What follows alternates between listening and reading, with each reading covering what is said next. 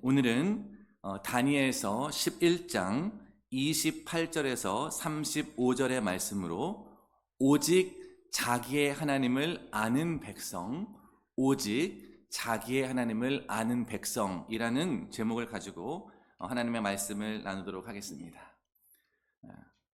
담임 목사님께서 휴가 중에 계셔서 부족한 제가 강단에 섰습니다.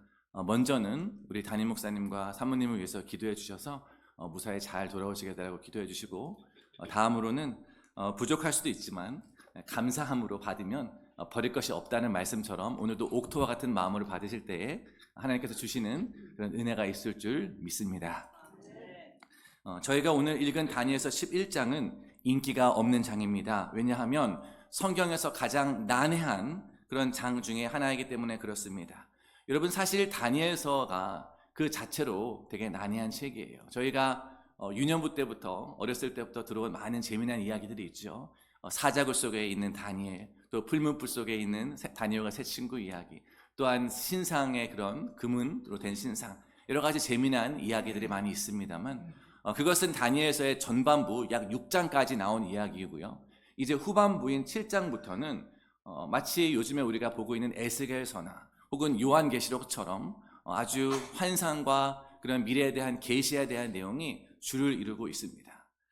그 환상들과 예언들을 통해서 하나님만의 모든 사건의 섭리자이시며 역사의 주관자이심을 우리에게 보여주는 것입니다. 오늘 11장은 그 중에서도 특별히 지상에서 벌어질 한 북방 왕국과 남방 왕국 사이의 전쟁을 보여주고 있습니다. 저희가 읽은 본문에는 북방 왕만 등장하지만 11장 전체에는 남방 왕도 등장합니다. 북방 왕은 말 그대로 북쪽 지방에 있는 한 왕조의 왕을 말하는 것이고, 남방 왕은 남쪽에 있는 한 왕조에 있는 왕을 말하는 것이에요. 잠깐 그림을 보시면, 여러분, 남방 왕은 역사적으로 보면 그림 왼쪽에 보시면 아래쪽에 프톨레마이오스라고 노란색으로 되는 거 보이시죠? 그것은 예수님께서 나시기 대략 200년 전, BC 200년 전에 있었던 이집트의 한 왕조인데, 남방 왕이 바로 저 왕조에 속해 있었어요. 여러분 잘 아시는 클레오파트라 여왕 아시죠? 클레오파트라 여왕이 바로 저 프톨레마이오스 왕조에 속했던 여왕이었습니다. 자, 그리고 오늘 본문 28절에도 나오는 북방 왕은 그림 오른쪽에 보시면 주황색 크게 좀 이렇게 하트 모양으로 된 영토가 보이시죠? 네, 셀레우쿠스 왕조입니다. 그것이 북방 왕조인데, 북방 왕은 그곳의 한 왕인데 구체적으로는 안티오쿠스 4세라는 왕을 가리킵니다. 오늘 본문 30절에 보시면 띄어만 주시면 이 왕이 얼마나 악한 왕이었는지를 잘 보여줍니다. 잠깐 빨간색만 여러분 한번 보세요. 그가 낙심하고 돌아가면서 맺은 언약에 분노하였다. 북방왕이 그렇다는 얘기입니다. 이 왕이 하나님을 믿고 따르기로 한 자들을 보면서 기쁨이 아니라 오히려 낙심이 생긴 거예요. 화가 난 겁니다. 그래서 예수를 믿는 자들에게, 그 당시는 예수가 없었지만 하나님을 믿는 자들에게 분풀이를 하기로 그렇게 작정을 한 것입니다. 그래서 이 왕은요, 하나님의 성전을 허물고 그곳에 그리스의 어떤 제우스 신상 같은 것을 세웠습니다. 또한 밑에 보시면 거룩한 언약을 배반하는 자들을 살필 것이며, 여러분, 이것은 하나님을 오히려 떠나고 배반한 사람들을 잘 졸받았다는 거예요. 여러분 제일 밑에 보시면 영어로 show favor 있지 않습니까? 그러니까 호의를 보여줬다는 거예요. 너 하나님을 떠나기로 했어? 그 신앙을 배교하기로 했어? 그럼 이리로 와. 내가 좋은 집도 주고 너에게 좋은 위치도 줄 것이고 내가 너한테 부귀 영화를 주겠다. 이렇게 이런 식으로 믿는 자들마저 회유하고 타락시키는 그러한 왕이었다는 것입니다. 그리고 32절에 보니까 잠깐 보시면 이렇게 읽겠습니다. 저만 읽겠습니다. 31절입니다.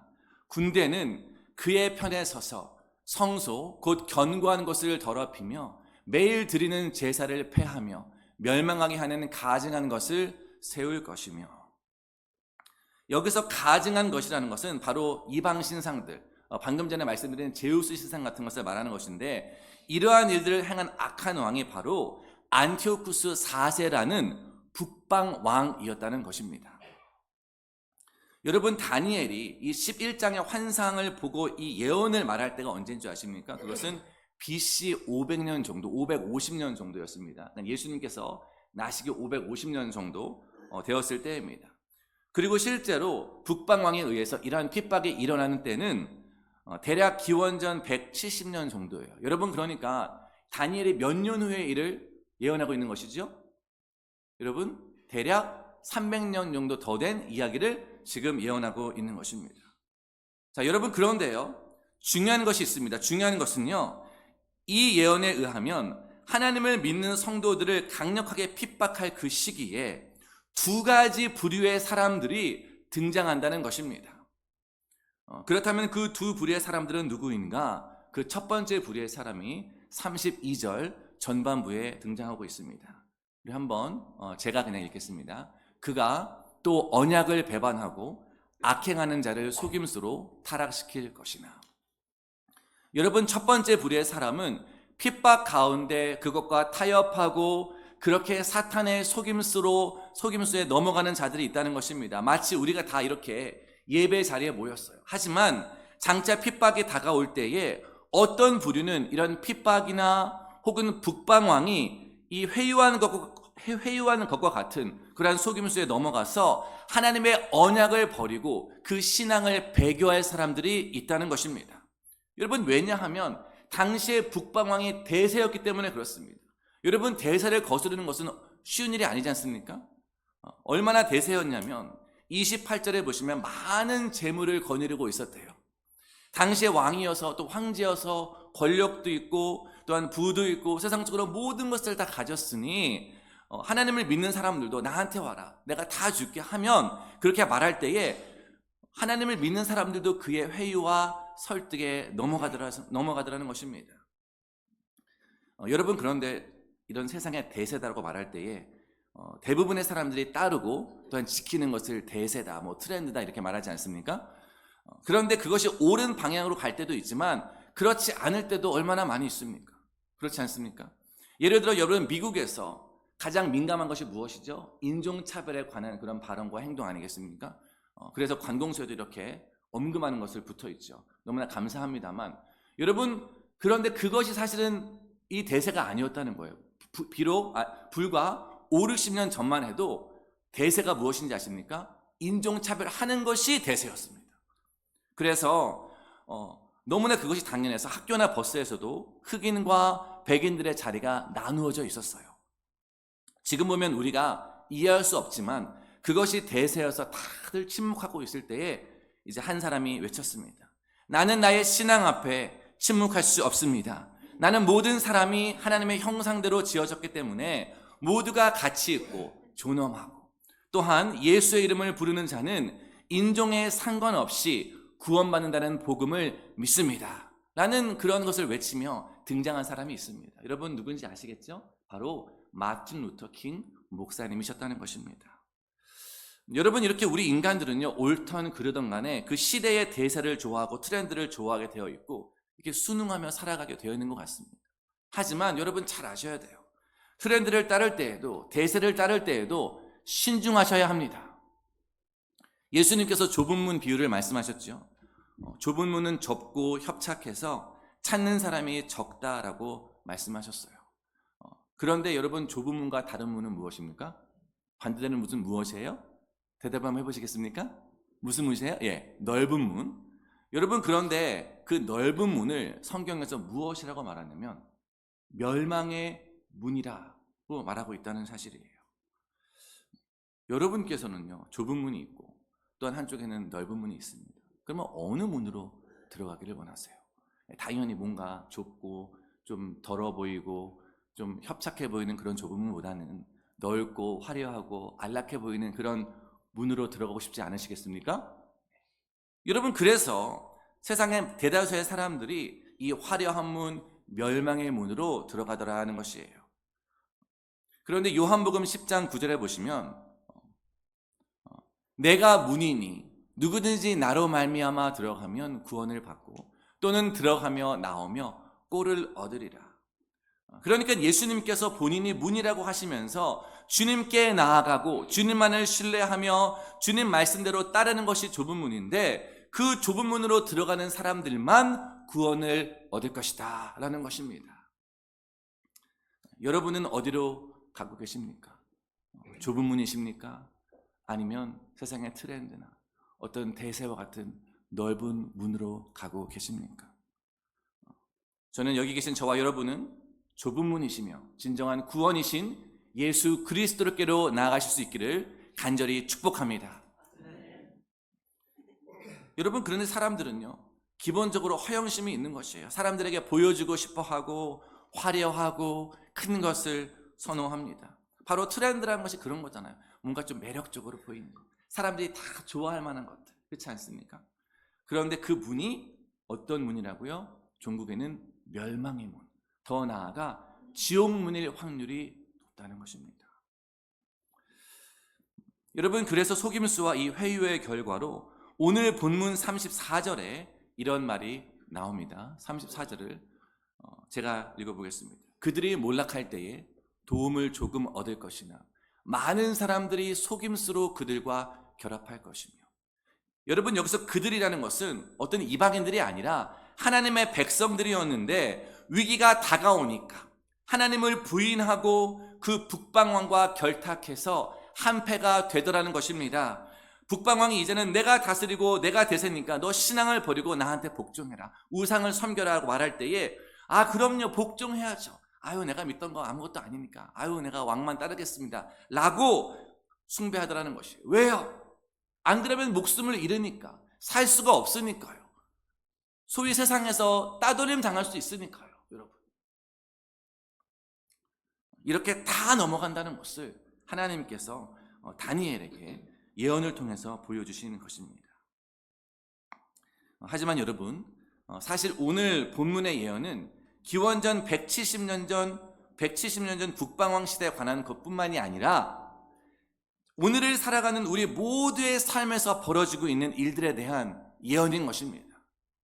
그때에도 환난으로 인해서 신앙을 버린 자들이 있었다면 지금도 환난으로 인해서 나의 신앙이 가짜였음이 드러나는 그러한 많은 일들이 곳곳에서 벌어지고 있다는 것입니다. 여러분들도 나는 과연 어디에 속해 있을까? 오늘 이 시간을 통해서 점검해 보시기를 원하는 것입니다. 자, 지금까지는 하나님을 믿는 성도들을 핍박하고 때로는 회유할 때에 거기에 굴복하고 넘어가는 자들에 대한 예언이었다면 이제 두 번째 부류의 사람이 등장합니다. 여러분 잘 보세요. 우리 다 같이 32절을 읽겠습니다. 다시 한번 32절을 읽습니다. 시작. 그가 또 언약을 배반하고 자기의 하나님을 아는 백성은 강하여 용맹을 떨치리라. 아멘. 32절 전반부처럼 속임수로 타락할 자들도 있지만 두 번째 부류의 사람이 후반절에 등장하는데 그들은 자기의 하나님을 아는 백성인데 그들은 강해서 용맹을 떨친다는 그런 부류의 사람이 있다는 것입니다. 이 예언은 첫 번째로는요, 이스라엘 역사에서 마카비 혁명을 통해서 실현됐어요. 여러분, 마카비라는 것이 무엇이냐면 이스라엘에 있는 유대 가문의 경건한 한 가문의 이름이었습니다. 그런데 주전 얼마 정도에 이 하도 북방왕이 너무 말도 안 되게 자꾸 탄압을 하니까 이건 너무 해도 너무 하니까 나는 못 따르겠다. 항거를 일으켰습니다. 저항을 한 사건이 있었어요. 여러분, 그런데 이 다니엘의 예언이요, 마카비 혁명뿐만이 아니라 그 이후에 교회의 역사 속에서도 그러한 사단과 핍박과 유혹에 저항했던 많은 사람들이 있었고 또한 앞으로도 그러한 자들이 있을 것이라는 사실을 말하고 있는 것입니다. 그러니까 언약을 배반하고 타락하는 자들이 있겠지만 거기에 저항하는 사람들이 있는데 그들이야말로 하나님을 아는, 자신의 하나님을 아는 백성이다라는 것이에요. 여러분, 하나님을 진짜 알아서 믿는 사람들은요, 그냥 입술의 고백만으로는 알 수 없어요. 그냥 교회 나와서 추석하고 다시 돌아가는 것, 그것만 봐서는 알 수가 없습니다. 오직 환난의 시기에 또 핍박의 시기에 그들의 반응을 보면 알 수가 있는 것이에요. 여러분, 하나님을 안다는 것은요, 그저 지식적으로 아는 게 아니잖아요. 경험적으로, 인격적으로 내 삶에 역사하신 하나님을 아는 것 아니겠습니까? 여러분, 하나님을 안다 했을 때 이 원어가 무엇인지 아십니까? 이 원어는요, 히브리어가 좋은 것이 단어가 세분화가 되어 있잖아요. 정도에 따라서. 이 알다도 여러 가지가 되어 있는데 그 중에서 가장 친밀도가 높은 암이 무엇입니까? 부부간의 암이잖아요. 또 정서적으로 육체적으로 가장 많은 비밀을 알고 있는 것이 부부 아니겠습니까? 그런데 이 알다에 쓰여진 단어가 바로 그러한 것을 나타내는 히브리어로 야다. 야다라는 단어가 쓰였어요. 여러분 방금 읽은 32절을 다른 번역으로 제가 말씀을 드려보겠습니다. 현대인의 성경을 보면 그들의 환심을 사려 할 때에 그들은 확고하게 서서 대적할 것이다 라고 번역을 했고요. 또한 새 번역에서는 그들은 용기 있게 버텨나갈 것이다. 여러분 누가요? 오직 자신의 하나님을 아는 백성이 버텨나갈 것이다. 여러분 주변은 대세가 아니에요. 버티고 대적하는 것은 미련한 것입니다. 하지만 하나님을 진짜로 아는 사람들은, 하나님을 야다하는 사람들은 그렇게 대적하게 되고 버텨나갈 수 있게 된다는 것입니다. 요한복음 10장 14절에 예수님께서 나는 내 양을 알고 나는 내 양을 안다라고 말씀하셨을 때 여러분 그게 어떤 말이냐면 이 양이 되게 신기한 동물이잖아요. 한번 자신의 주인을 알면 그냥 주변에서 뭐라고 하든지 끝까지 그냥 주인만 따라가요. 되게 신기한 동물이에요. 오늘 저와 여러분들에게 이러한 믿음이 있어지기를 간절히 소망합니다. 여러분 그런데 이제 여러분께 아주 중요한 질문을 드리기를 원합니다. 한번 마음속으로 대답해 보세요. 이러한 믿음을 우리가 왜 가져야 합니까? 우리에게 어떠한 유익이 있습니까? 예를 들어 적금처럼 5년, 10년 혹은 20년 이렇게 들어놓으면 나중에 큰 목돈이 되어서 우리에게 다가오는 것이 있습니까? 우리는 보통 어떻게 생각하죠? 우리가 가장 좋아하고 감격해하는 이야기 중에 대표적인 것이 무엇이 있을까요? 그 중에 하나가 있으면 요셉의 이야기 아니겠습니까? 요셉의 이야기를 보세요. 얼마나 아름다운지. 비록 억울하게 잡혀갔지만 끝까지 인내하고 하나님을 섬겼더니 어떻게 되었습니까? 총리가 되었습니다. 여러분 너무나 스토리가 좋고 우리가 얼마나 다 동의가 되세요. 우리는 이렇게 보통 믿음을 잘 지키면 그로 인해서 이 땅에서의 축복도 응당받을 것이다. 이렇게 믿으며 신앙생활을 할 때가 많습니다. 물론 틀린 말은 아니에요. 틀린 말이 아닙니다. 하지만 오늘 적어도 오늘 다니엘서 11장에는 그렇게 믿음을 지킨 소위 하나님을 알아서 용맹을 떨친 백성들이 나중에 잘 되었다는 이야기가 나오지 않습니다. 오히려 하나님의 백성은 여전히 약하고 짓밟히고 있다는 것입니다. 이 북방왕이 지나니까 이제 좋은 날이 오려나 싶었는데 더 흉악한 로마 제국이 와서 이들을 짓밟기 시작했어요. 마치 억울하게 감옥에 갔지만 총리가 되는 경우도 있지만 반대로 그냥 그 안에서 감옥 안에서 죽는 사람들도 많은 것입니다. 또한 신앙을 위해서 핍박을 당했지만 그들의 결국이 로마 콜로세움에서 사자밥이 되는 경우도 많았어요. 또 사도 바울을 보세요. 사도 바울도 그 누구보다도 가장 주님의 일을 잘 감당한 사람인데 부귀영화는커녕 순교자의 삶을 그렇게 마치고 말았다는 것입니다. 다니엘서 11장이 오늘 이것을 말하고 있는 것이에요. 그래서 여러분 이 11장이 난해한 이유이고 인기가 없습니다. 하지만 이것도 진리의 말씀인 것이에요. 여러분 부드럽고 맛난 음식은 아닐 수 있지만 우리가 살아가면서 성장하고 좀 더 건강하게 되려면 어떻게 해야 돼요? 우리가 좀 쓴 보약도 먹어야 되잖아요. 그리고 오늘 말씀이 약간 좀 그런 말씀인 것이에요. 왜냐하면 오늘 말씀은 환난이나 고난의 시기에 누가 진짜로 하나님을 알고 누가 하나님에 대한 전적인 신뢰를 가지고 있는지가 드러나는 말씀이기 때문에 그렇습니다. 그래서 오늘 말씀을 통해서 저와 여러분이 귀한 도전이 되기를 원하는 것입니다. 여러분 1700년대 중반에 조나단 에즈워즈라는 목사님이 계셨어요. 그런데 이 목회를 하신 곳이 뉴 잉글랜드의 뉴햄턴이라는 도시였습니다. 그런데 신기하게도 이 마을이 되게 신기한 도시예요. 마을이에요. 작은 마을인데 이 마을에 있는 모든 사람들이 다 예수를 믿었어요. 입술로는 나는 하나님을 믿는다 고백을 했습니다. 세례를 받았어요. 마치 지금의 미국 같지 않습니까? 그런데 이 목사님께서 목회를 하면서 한 가지 발견한 것이 있어요. 그것은 뭐냐면 겉으로 보면 다 세례받고 입술로는 나는 하나님을 믿어요 라고 고백하는 것 같은데 진정으로는 주님을 믿는 자는 아닌 사람들이 많았다는 것이. 그래서 이 목사님께서 세례받고 교회 다니지만 믿음이 없는 사람과 진짜 믿음이 있는 사람 간의 차이가 무엇일까? 이것을 놓고 연구를 시작했다는 것이. 여러 가지 연구 결과가 있겠죠. 그런데 그 중에 제가 가장 중요한 거 한 가지만 나누기를 원하는데요. 그것은 진정으로 하나님을 알고 믿는 사람은 하나님 자체를 사랑하는 것이지 무엇인가를 얻기 위하여 주님을 따르지 않는다는 것을 알아냈습니다. 어떤 사람들은 내가 예수를 믿으면 내 사업이 잘 되겠지, 또 내가 질병이 없이 무병장수하겠지, 또한 내 자녀들은 복을 받겠지 라는 그런 마음으로 믿으며 살아갑니다. 하지만 진정으로 주님을 믿어서 거듭난 사람은 나에게 비록 어떠한 유익이 없을지라도 주님이 그저 말씀하시니까, 그저 나의 왕이 말씀하시니까 비록 나에게 유익이 없어도, 비록 내 삶에 손해가 있을지라도 주님을 따르겠다라고 고백하며 행동하더라는 것입니다.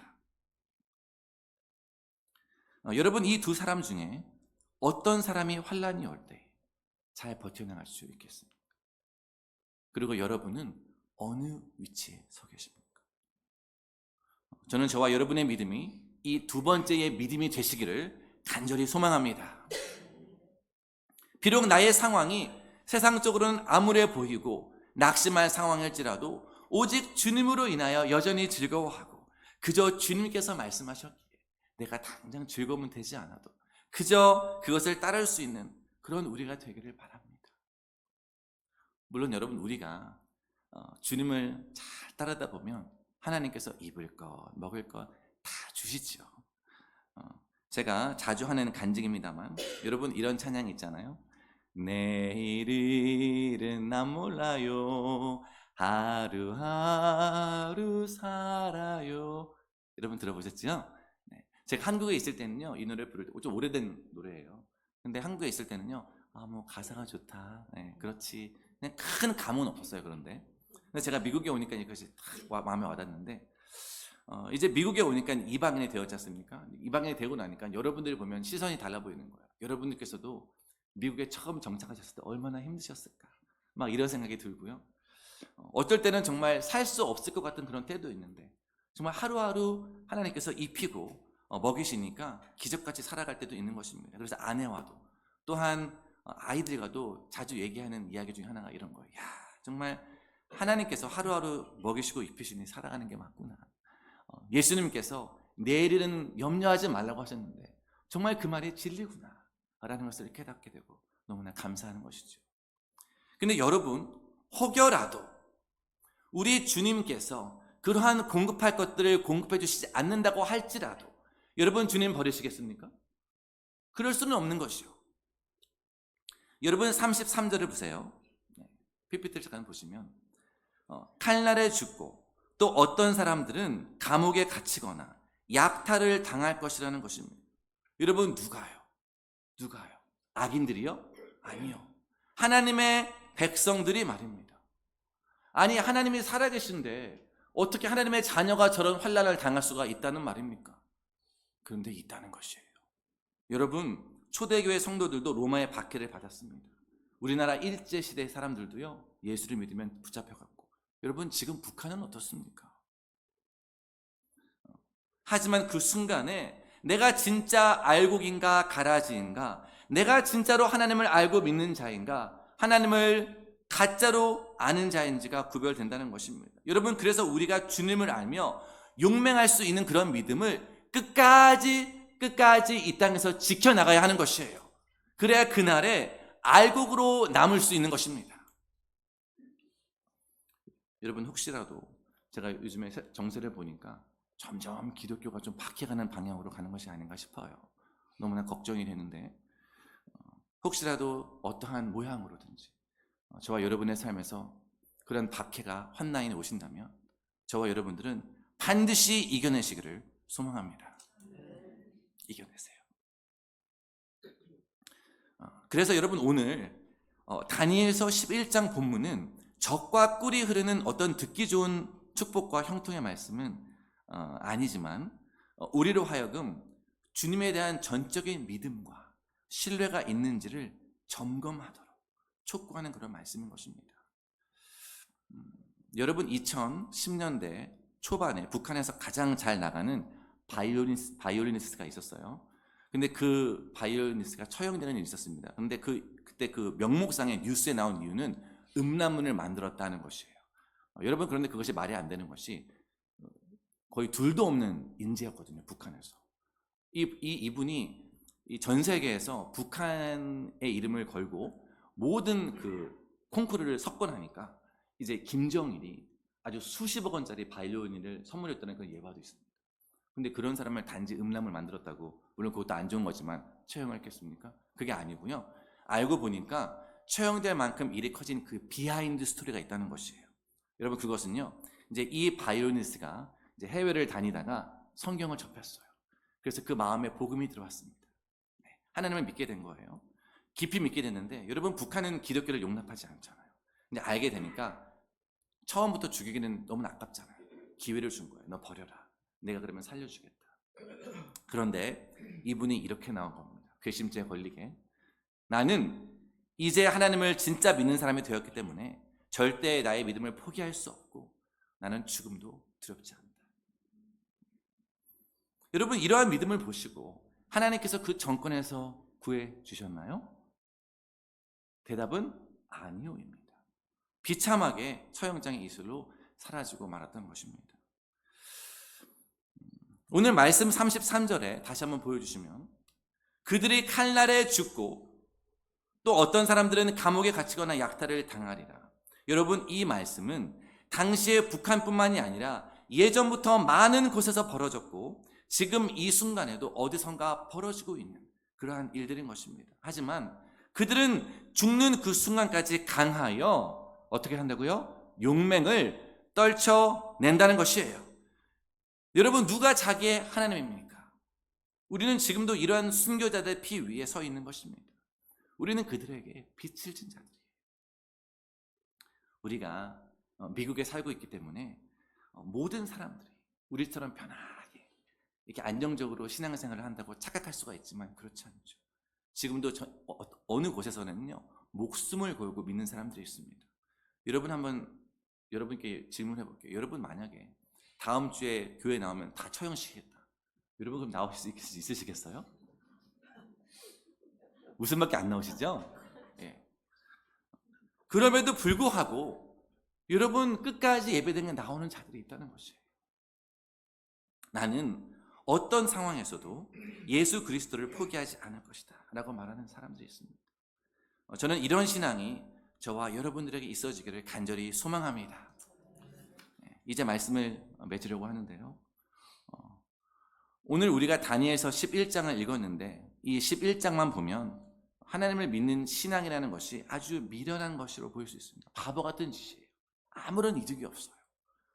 하지만 오직 자기의 하나님을 아는 성도들은 결코 그 신앙을 포기하지 않습니다. 왜냐하면 하나님만이 구원자이시고 또한 영원한 생명이심을 알기 때문입니다. 또한 하나님만이 진짜로 전능하신 능력의 하나님이신 것을 믿기 때문입니다. 여러분, 그리고 그들은 이 땅에서의 죽음과 환난은 잠깐이요, 그들을 기다리는 영원한 영광된 세상이 기다리고 있음을 확실히 아는 자들입니다. 35절 뒷부분에 보시면, 하나님 나라에 들어가기 합당한 백성으로 만들기 위한 환난이 있는데 영원한 것이 아니라 정한 기한이 남았다는 것이에요. 마지막 때 정한 기한이 남아있는데 그때가 되어서야 이 세상은 감히 상상할 수도 없는 놀라운 축복의 해피엔딩, 그들을 기다리고 있는 것입니다. 여러분, 우리 다 같이 이제 두 구절 성경 말씀만 읽고 끝낼 텐데요, 고린도전서 2장 9절입니다. 저희 다 같이 읽겠습니다. 고린도전서 2장 9절입니다. 시작. 기록된 바 하나님이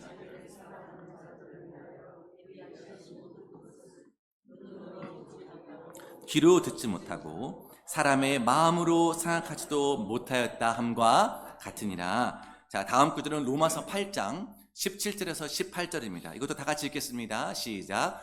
자녀이면 또한 상속자 곧 하나님의 상속자요 그리스도와 함께 한 상속자니 우리가 그와 함께 영광을 받기 위하여 고난도 함께 받아야 할 것이니라. 생각하건대 형제의 고난은 장차 우리에게 나타날 영광과 비교할 수 없도다. 아멘. 여러분 어렸을 때 소꿉장난 해보셨습니까? 저는 친척들이랑 같이 살은 적이 있어서 많이 해봤어요. 9살, 10살 때 많이 해봤는데 여러분 한번 떠올려 보세요. 소꿉장난을 할 때에 때로는 모든 것을 다 가진 왕의 역할을 한 적도 있을 것이에요. 그렇죠? 또 어쩔 때는 모든 것이 없는 노예의 역할을 한 적도 있을 것입니다. 또 어떤 때는 이제 병원놀이를 많이 했는데 모든 권력을 다 가진 병원장이 되는 그런 역할도 해본 적이 있을 것이에요. 또 어떨 때는 아무것도 없이 그냥 질병만 있는 그런 환자의 역할을 했을 때도 있을 것입니다. 여러분 그런데 그 소꿉놀이면 얼마나 갑니까? 한 1시간은 갈까요? 30분은 가겠습니까? 30분은 넘겠죠. 그런데 그때 이제 해가 뉘엿할 때 어머니나 아버지께서 여러분의 이름을 부르시면서 아무개야 혹은 신유야 너 이제 들어서 밥 먹어라. 여러분 그럴 때에 어떻게 됩니까? 그 모든 걸 다 내어놓고 들어가게 되지 않습니까? 그러면 그때까지 놀았던 것이 어떻게 됩니까? 다 사라져요.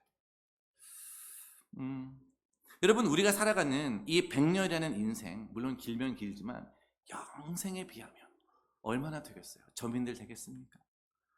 그런데 그 짧은 인생에서 우리가 주님을 위해서 때로는 환난도 겪고 또한 손해도 보면서 살아가는 그것들이 장차 그 나라에서는 감히 비교도 못할 큰 영광으로 나타날 것이고,